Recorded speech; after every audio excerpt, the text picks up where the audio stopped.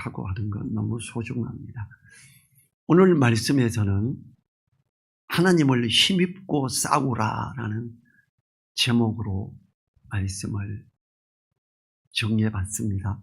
싸우라 그러면 굉장히 거칠고 이럴 것 같은데 믿음 안에서 삶으로 나아가는 것은 정말 영적 싸움이기 때문에 이렇게 표현을 했습니다. 복음을 전하는 것이 너무나 소중하고 중요해서 많은 믿음의 싸움 중에 복음을 전했다고 하는 바울 사도의 표현입니다. 그 소중한 복음이 훼손될까 하여 조심하고 순전하게 고이 간직하며 전하는 것은 사람을 기쁘게 하려는 것이 아니라 하나님을 기쁘시게 하려는 마음이었습니다. 하나님으로부터 복음을 부탁받은 성도로서 합당한 모습을 보이는 바울을 본삼아 복음의 중요함을 간직하는 성도로서의 모습을 가지기를 간절히 원합니다. 1절에 보지요. 형제들아 우리가 너희 가운데 들어감이 헛되지 않은 줄을 친히 아나니 그래요. 바울 사도가 데살로니가에 들어간 것은 복음을 전하기 위함이었습니다. 복음을 위하여 들어가는 것은 어떤 곳이든지 헛되지 않다라는 걸 이야기합니다. 특히 하나님의 말씀을 들고 들어가는 것은 결탄코 헛되지 않다는 것을 하나님이 약속하셨습니다. 이사야서 55장 11절부터 13절을 제가 한번 읽어보겠습니다. 내 입에서 나가는 말도 이와 같이 헛되이 내게로 돌아오지 아니하고 나의 기뻐하는 뜻을 이루며 내가 보낸 일에 형통함이니라.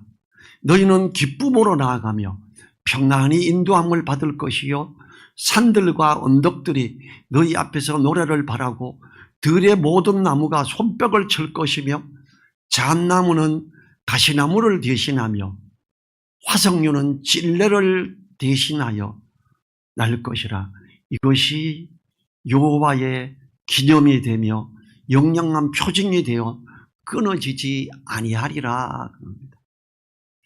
주님이 복음의 말씀을 주고 그 복음을 전하기 위해 나아가는 사람들을 그 복음이 결코 헛되이 돌아오지 않음을 이야기하고 있습니다. 하나님이 주신 복음의 말씀은 어떠한 경우에도 헛되이 땅에 떨어지지 않습니다. 하나님의 말씀은 가시가 돋친 찔레를 대신해서 화석류를 나게 한다고 합니다. 사람을 찌르고 피가 나게 하는 해롭게 하는 것이 아름다움을 주며 행복한 마음을 주는 화석류로 변하여 나게 함을 말하고 있지요. 화석류는 도금양계라는 나무로 사계절 잎이 푸른 상록수이고요. 나무 끝에는 꽃을 피우고 나무 전체가 향기가 있는 소중한 나무입니다. 찔레와 비교하면 아름답고 소중한 나무입니다. 이 찔레는 어떻습니까? 이렇게 농구를 주고 사람이 지나가지도 못하게 하고 제가 찔레가 유익하다 느껴본 적은 없어요. 찔레는 다만 찔레에서 싹이 나오고 줄기가 올라서 그걸 꺾어서 먹을 수 있어요. 저는 먹어봤고요. 찔레꽃도 따서 먹을 수는 있어요. 그런데 찔레가 나무로서 베고 이게 그 화목으로 역할을 하는데도 별 소용이 없고 이렇게 가시로 덩굴이 돼서 이걸 소용 가치가 거의 없었던 것으로 보여요. 다만 찔린 적도 있지요. 그런데 이 화석류는 찔레와 비교하면 이 해를 당할 사람이 없고 오히려 유익하고 아름답고 향기까지 나는 소중한 나무지요. 하나님 말씀의 능력이 이와 같다라고 이야기를 합니다. 그러므로 복음이라 일컫는 것이 맞는 거지요. 우리들이 믿지 않을 때 본질상 진노의 자녀라 표현했습니다. 마치 진레와 같은 존재였습니다. 그러나 복음을 듣고 소중한 하나님의 자녀가 되었으며 선한 일을 하기에 적합한 존재가 되었습니다. 하나님의 말씀이 이렇게 능력을 발휘합니다. 히브리서 4장 12절에서 이럽니다.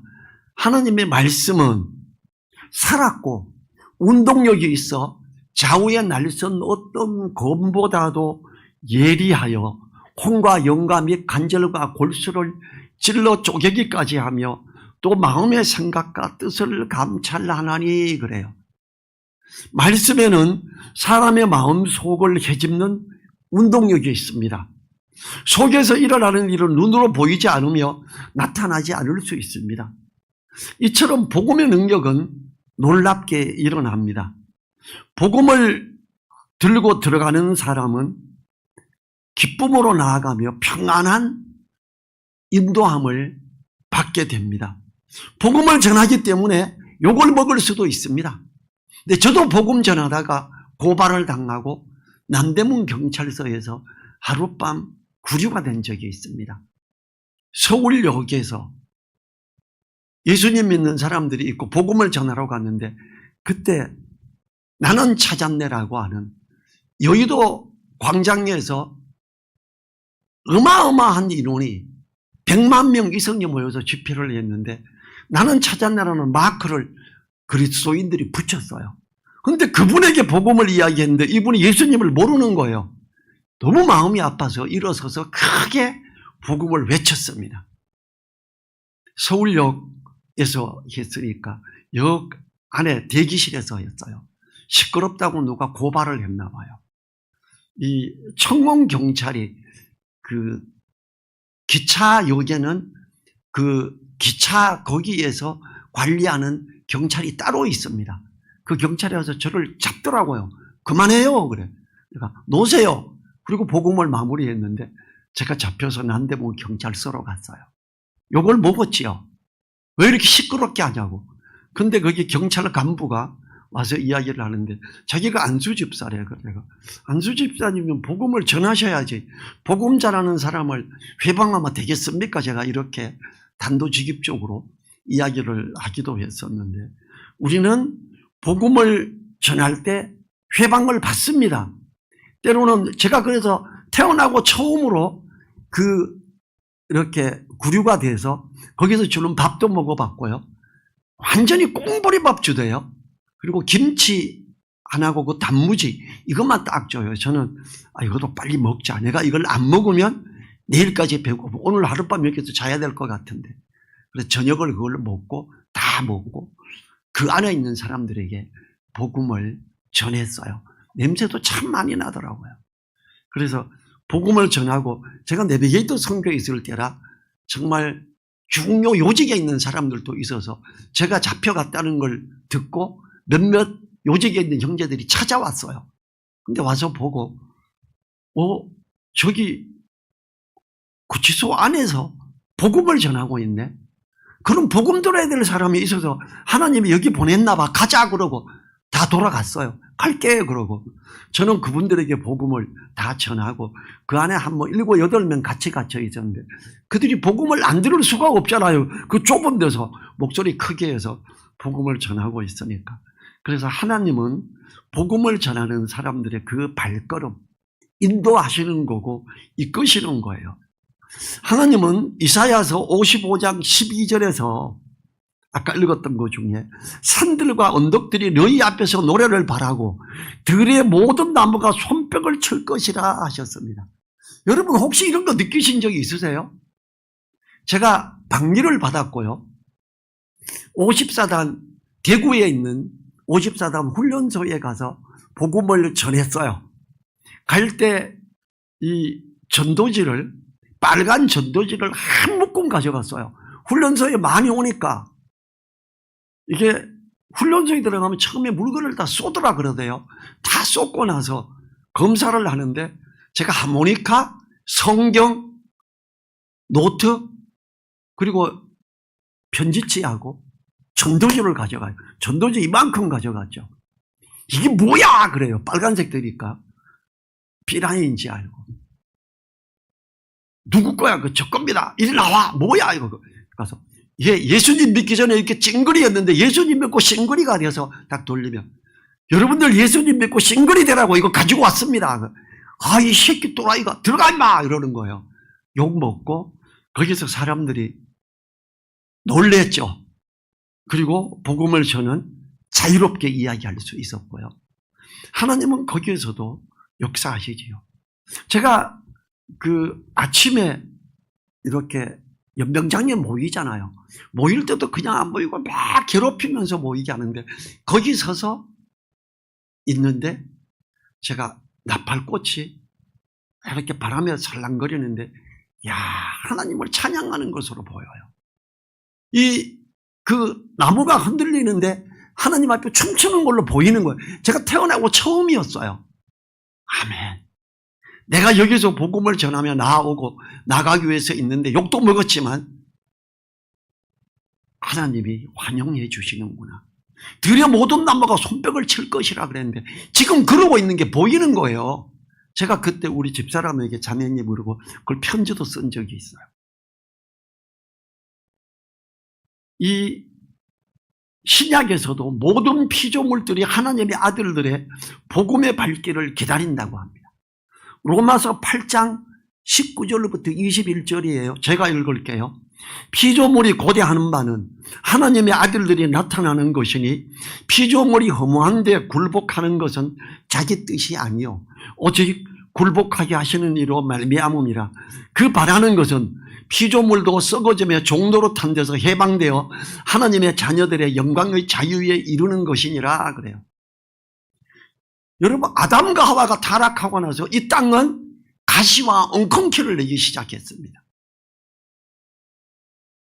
사람의 타락한 것, 사단의 역사로 말미암아 죄악 가운데 빠지고 나가는 그 길에 자연이 괴롭힘을 당하는 거예요. 여러분, 주님이 다시 오실 때 어떤 일이 일어납니까? 이 땅에는 가시와 엉겅퀴가 없어지고 독사굴에 어린이가 손 놓고 장난쳐도 물지 않는, 사자와 양이 같이 뛰놀며 사자가 초식동물이 돼서 같이 풀을 뜯어먹는 이런 참된 회복이 일어나게 됩니다. 그러니까 자연의 모든 피조물이 하나님의 아들들의 나타남을 환영하고 춤추며 이러는 거죠. 그래서 이 산들과 언덕들이 너희 앞에서 노래를 바라고 들의 모든 나무가 손뼉을 칠 것이라 하셨다라는 것, 이거는 진정한 자연의 회복, 피조물들이 얼마나 하나님의 아들들의 그 발길을 환영하는가라는 걸 우리는 알아야 됩니다. 우리가 복음을 들고 가는 하나님의 아들들의 발걸음, 복음을 들고 가는 발걸음은 아름다운 발걸음이며 진리를 대신하여 화석률을 나게 하는 소중한 발걸음입니다. 얼마나 소중한 발걸음이기에 산들과 언덕들이 그 발길 앞에서 노래하며 들의 모든 나무가 손뼉을 치는 걸까요? 지금 몽골 선교사로 가 있는 최남성 선교사가 저인데 복음 듣고 예수님 믿고 나서 어느 날 고백을 했어요. 형, 나 예수님 믿기 전에 술 마시고 너무 취해가지고, 술 마시면 근데 기분이 진짜 좋다요. 찬양할 때 기분 좋듯이 그렇게 좋아. 형 취해봤어요? 그래. 아니, 안 취해봤어. 취해보려고 술을 한번 먹어봤는데 난 안 취하더라. 워낙 센가 봐. 한 번도 태어나고 취한 적이 없어. 형, 취해보는 것도 좋은 경험이긴 한데, 이러면서 자기가 어느 날 술이 취해서 길바닥에 자는데 덤프 트럭 뒤에 뒷바퀴 바퀴 두 개잖아요. 그 밑에 머리를 대고 자고 있더래요. 그게 모르고 후진했으면 깔려 죽는 거였어요. 그러면서 이제는 내가 술을 전혀 안 하고 술 취하지 말라, 이런 방탕한 것이니 그랬으니까 형 말 듣고 나 이제는 진짜 안 해 이러는데, 이 어떤 방탕하고 참으로 잘못된 것들을 좋은 것으로 생각하며 가던 그 사람들이 이제 주님 안에서 참된 기쁨을, 평안을 알고 누리게 되는 게 복음의 힘이지 않습니까? 어떤 다른 믿음 안에 들어간 형제가 그랬어요. 예수님 믿으면 술, 담배 끊으려는데, 야, 흡연하는데 그 기쁨, 술 마실 때 그 즐거움, 이걸 못하면 뭔 재미로 살지? 예수 믿는 사람들 도대체 뭔 재미로 사는 거야? 이랬는데 자기가 예수님 믿고 나서 말씀 읽고 나누고 교제하고 찬양하고 하면서 야, 술 마시고 담배 피고 할 때보다 훨씬 좋네요. 이렇게 간증하는 형제도 제가 본 적이 있어요. 우리들이 생각하는 것보다 훨씬 더 소중한 발걸음, 그게 복음의 발걸음. 그래서 헛되지 않은 줄을 칠이 안 하니 이렇게 말을 해요. 자, 2절에서요. 너희가 아는 바와 같이 우리가 먼저 빌립보에서 고난과 능욕을 당하였으나 우리 하나님을 힘입어 많은 싸움 중에 하나님의 복음을 너희에게 전하였노라 그래요. 빌립보 지역에 복음을 전하고 그 다음으로 간 게 데살로니가거든요. 빌립보에서 어떤 일이 있었어요? 하나님이 환상을 통해 와서 우리를 도우라 하고 하는 환상을 보여주고 터키 지역에서 아시아 교회를 순례하며 복음을 다시 회복시키고 하는데 유럽으로 건너가서 복음을 전하는데 거기서 로마 그 빌립보 감옥에 갇히고 매를 수없이 맞고 착고를 차고 있었죠. 자, 사도행전 16장 16절부터 21절 신약성경 216페이지입니다. 같이 펴보지요. 신약성경 216페이지 사도행전 16장 16절부터 21절 같이 읽도록 해보겠습니다. 우리가 기도하는 곳에 가다가 저 많은 귀신 들린 여종 하나를 만나니 점으로 그 주인들을 크게 이야기하는지라 자라 바울과 우리를 쫓아와서 소리질러 가로되 이 사람들은 지극히 높은 하나님의 종으로 구원의 길을 너희에게 전하는 자라 하며 이같이 여러 날을 하는지라 바울이 심히 괴로워하여 돌이켜 그 귀신에게 이르되 예수 그리스도 이름으로 내가 내게 명하노니 그에게서 나오라 하니 귀신이 즉시 나오니라. 종의 주인들은 자기 이익의 소망이 끊어진 것을 보고 바울과 실라를 잡아가지고 저자로 간원들에게 끌어갔다가 상관들 앞에 데리고 가서 말하되 이 사람들이 유대인인데 우리 성을 심히 요란케 하여 로마 사람인 우리가 받지도 못하고 행치도 못할 풍속을 전한다 하거늘. 그래서 감옥에 로마 사람이 고발을 했기 때문에 감옥에 가서 많이 맞았어요.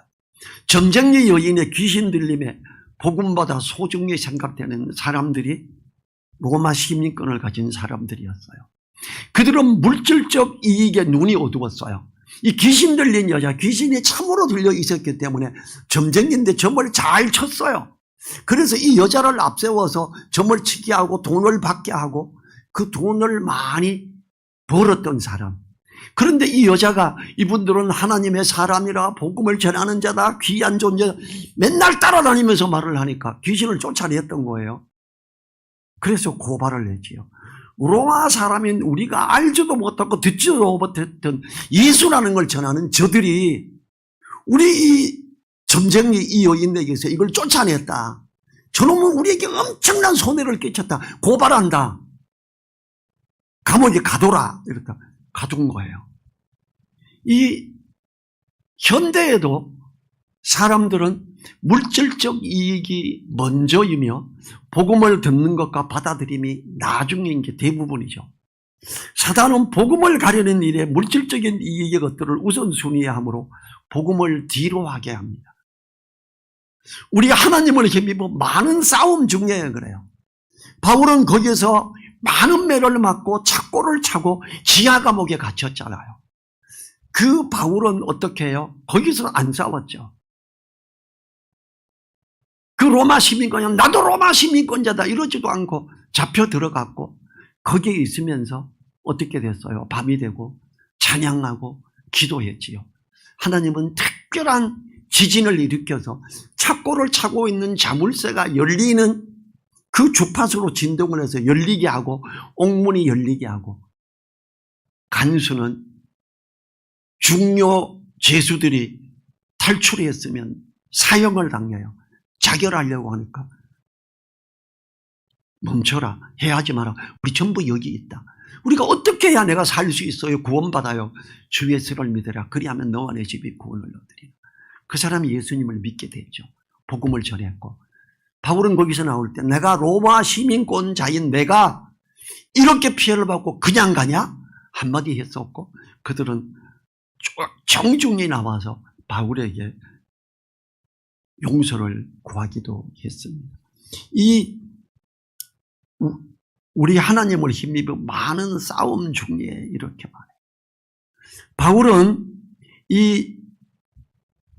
감사하고 싸우는데 하나님을 힘입어 싸웠죠. 그 빌립보 감옥에서 감사하고 찬양하고 역사가 일어났지 않습니까?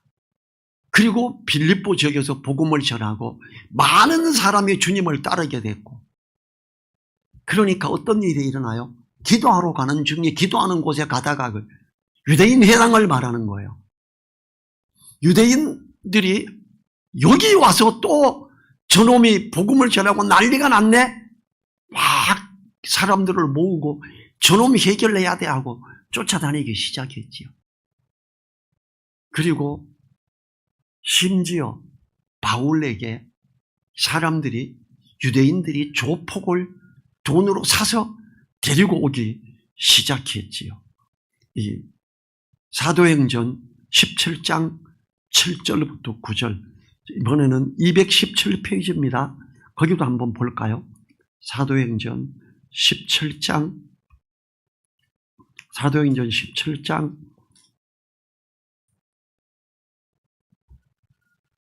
17절부터 19절 같이 하겠습니다. 같이 읽어보겠습니다.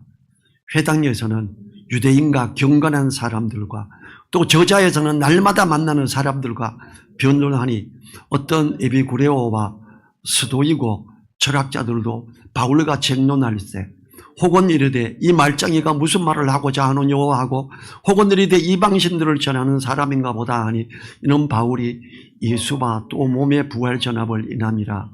붙들어 가지고 아레바오가 가며 우리가 너희 말하는 이 세교가 뭔지 알겠느냐라고 이렇게 이야기를 했었습니다. 이 복음을 광장에서도 전하고 막 하니까 유대인들이 난리가 난 거예요. 자, 이제 그 앞에 7절 17장 앞쪽에 7절부터 9절 한번 볼까요? 7절부터 9절. 자, 5절부터 9절 보겠습니다. 5절부터 9절.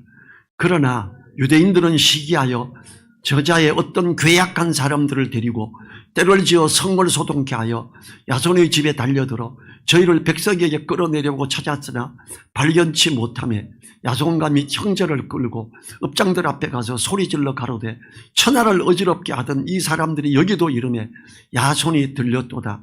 이 사람들이 다 가이사의 명을 거역하여 말하되 다른 임금 곧 예수라 하는 이가 했다 하도이다 하니 우리와 읍장들이 이 말을 듣고 소동하여 야손과 그 나머지 사람들에게 보호를 받고 놓으니라. 유대인들이 회방하는데 조폭들 끌고 왔다고 나오죠. 그리고 끌고 가서 고발을 해서 그들로 감옥에 쳐넣게 되는데 어떤 제목이 뭐였어요? 가이사를 배당한 다른 임금이 있다. 역적 도들로 몰아서 거기서 벌금을 엄청 내고 나왔죠, 야손이. 이 일이 있었기 때문에 이 데살로니가 교회 사람들은 처음부터 빌립보 지역에서 복음이 왕성해지는 걸 보고 유대인들이 조폭까지 끌고 와서 해방을 하고 해도 안 돼서 그들을 고발해서 역적들이라고 고발까지 했던 거지요. 그리고 거기에서 해방을 잔뜩 하고 있지요. 그럼에도 불구하고 데살로니가 교회 성도들이 하나님을 힘입어 그 말씀을 하나님의 말씀으로 받고 그 말씀을 의지하며 나가는데 하나님을 힘입어 싸우는 그들이었던 거지요. 경제적인 피해를 엄청나게 받지요. 역적의 무리로 잡혀가고 2000년 전에 어디서 맞아 죽을 수도 있어요. 곤장을 100대 맞 때려라. 죽잖아요. 벌금을 내고 나오는데 얼마나 많이 냈겠어요. 하나님은 어때요? 경제적인 피해를 하나님의 이름을 부르며 나아가는데 진례를 대신하여 화석류가 나게 하는데 그들에게 하나님은 큰 은혜를 주시고 갚아주시고 누르고 흔들어서 넘치게 주시니 이들의 믿음의 삶의 모습이 그 데살로니가 있는 그 지역, 그 반도의 본이 되고 온 로마 지역에 온통 믿음의 본이 되는 소문이 막 넘쳐나게 됐던 거예요. 데살로니가 지역의 회방이 너무 심해서 바울 사도는 얼마 안 있어서 짧게 있다 갔어요. 후서까지 읽다 보면 그런 부분이 나옵니다. 현대를 사는 성도들에게도 사자는 여전히 방뇨를 합니다. 특별히 한국인에게는 제사를 치러야 함. 부모님들에게 이놈의 자식 제사도 안 지내고 이럴 거예요. 그리고 술과 담배를 인한 주저함. 최근 몇 년은 기독교에 대한 거부감을 갖게 하는 수많은 사건들을 통한 교회를 향한 거부 반응. 복음을 전하는 성도들이 큰 장애물이 되고 있음을 보지요. 하나님은 우리에게 같은 싸움을 싸우라고 권합니다. 하나님을 힘입어 여러 싸움에 임해야 합니다. 우리의 싸움은 혈과 육에 대한 게 아니기 때문입니다. 하나님의 전신갑주를 입어야 됩니다. 하나님의 말씀으로 무장해야 됩니다. 우리의 싸움은 혈과 육에 대한 게 아니라 정사와 권세와 이 어두움의 세상 주관자들과 하늘에 있는 악의 영들에게 대함이기 때문입니다. 복음을 전하는데 회방을 받아보셨으면, 한 번도 받아보지 못했다면 복음을 제대로 전하는 자였습니까? 저는 복음을 전하는데 방해를 받고 거부하는 걸 듣고 한 번은 어떤 사람을 정하고 복음을 전하는데 금식을 했어요. 하루 금식을. 저는 금식이 참 힘든 사람이에요. 제가 금식을 하루를 하잖아요. 한 달을 밥을 열심히 먹어도 그 하루 금식한 게 잘 채워지지가 않는 스타일이에요. 살이 도무지 잘 안 쪄요. 하루 금식하면 체중이 쑥 빠져요. 한 달 열심히 먹어도 그 체중이 다 회복되기가 힘들더라고요. 그리고 하루 금식을 하고 그 다음날 기도하고 복음을 전한 적이 있어요. 직장에서. 사람이 겸손하게 잘 듣더라고요. 역시 내가 복음을 위해 간절히 기도하는 게 먹히더라고요. 우리는 말씀을 힘입어 싸우는 싸움을 싸워야 됩니다. 복음의 말씀을 인하여 오는 모든 상황들을 하나님을 힘입어 싸움으로 승리하는 우리 되도록 기도해야 합니다. 하나님의 나라와 의를 먼저 구하고자 할 때, 그리고 다가오는 모든 상황들을 만날 때도 하나님을 힘입어 싸워야 됩니다. 이제 우리가 다음 주면 추석 연휴가 되지요. 추석 연휴 때 친척들 만나서 복음을 전할 수 있는 멋진 기회 아닙니까? 아유, 연휴도 길고 하니까 우린 해외여행 가자. 해외 가서 복음 전하려면 가세요. 근데 복음 전하라가 아니라 그냥 놀러 간다면 그리스도인이 그게 맞나요? 해외여행 갈 돈으로 친척들에게 선물 잔뜩 사서 해외여행 가려면 몇백만 원 들 거 아니에요. 몇백만 원어치 선물 사서 친척들을 찾아다니면서 절하고 복음 전해 보십시오. 막말로 선물을 크게 사왔는데 환영하지 않는 친척이 있겠습니까? 우리는 복음의 말씀을 인해 모든 상황들을 기도하며 투자하며 가야 됩니다. 그렇게 할 때 진정한 그리스도인의 모습이 되기 때문이지요. 3절을 보면 우리의 권면은 간사에서나 부정에서 난 것도 아니요 괴계에 있는 것도 아니라 오직 복음을 위해서 권면하고 말하고, 오직 복음을 위해서 내가 친척들에게 잘 보이려고 하는 게 아니라 오직 복음을 위해서 해야죠. 5절에서도 너희도 알거니와 우리가 아무 때에도 아첨의 말이나 탐심의 말을 쓰지 아니한 것을 하나님이 증거하시느니라. 참된 하나님의 말씀에 복음을 들고 가야 됩니다. 4절을 보면 오직 하나님의 옳게 여기심을 입어 복음 전할 부탁을 받았으니 우리가 이와 같이 말하면 사람을 기쁘게 하려 함이 아니요 오직 우리 마음을 감찰하시는 하나님을 기쁘시게 하려 합니다. 우리가 복음을 전하거나 말씀을 권면할 때는 하나님을 기쁘시게 하려 해야 합니다. 사람을 기쁘게 하려 할 때는 말씀을 잘못 표현하여 왜곡되기도 하지만 하나님을 기쁘시게 하고자 할 때는 말씀이 옳게 표현될 수밖에 없지 않겠습니까? 우리에게 당면한 모든 믿음의 싸움에서 우리는 하나님을 힘입어 싸워야 합니다. 사람을 기쁘게 하려는 자세가 아닌 하나님을 기쁘시게 하려는 자세로 하나님을 힘입어 믿음의 싸움으로 싸우는 우리들이 되기를 간절히 원합니다. 자리에서 일어나셔서 1분간 기도하시고, 특별히 추석 연휴가 다가오고 있는데 이번에 연휴도 길어요. 그동안에 복음의 선한 싸움을 싸우는 우리가 되게 해달라고 1분간 기도하겠습니다.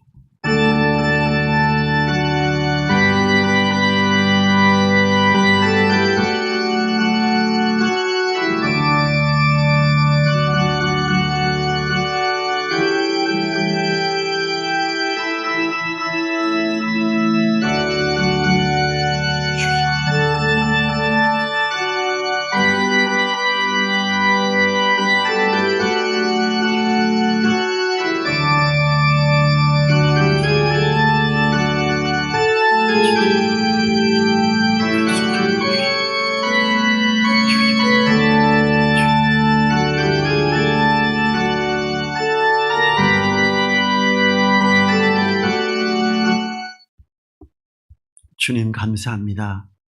우리가 하나님을 힘입고 싸우는 싸움을 혈과 육에 대한 게 아니라 오직 주님 안에서 복음의 길을 위해 믿음의 선한 싸움을 싸우는 우리들 되게 하여 주십시오.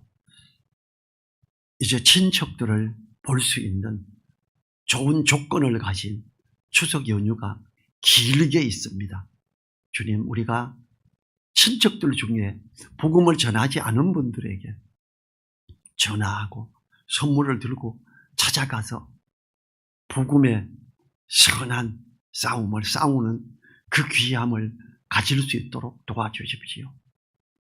간절히 부탁드리며 우리를 사랑하시는 예수님 이름으로 기도했습니다. 아멘. 지금은 우리를 사랑하시며 우리를 위해 죽으시고 부활하신 우리 주 예수 그리스도의 은혜와 복음을 들고 나아가는 자의 그 손을, 오른손을 하나님이 붙드시며 함께 하시고 역사하시는 그 하나님의 크신 사랑과 성령님의 감동 감화 교통하심이 머리 숙인 한 분 한 분들 그 머리 위에, 그 가정 위에, 그 일터 위에, 그리고 우리 늘사랑 교회 위에 이제로부터 영원토록 함께하여 주시기를 간절히 축원하옵나이다. 아멘.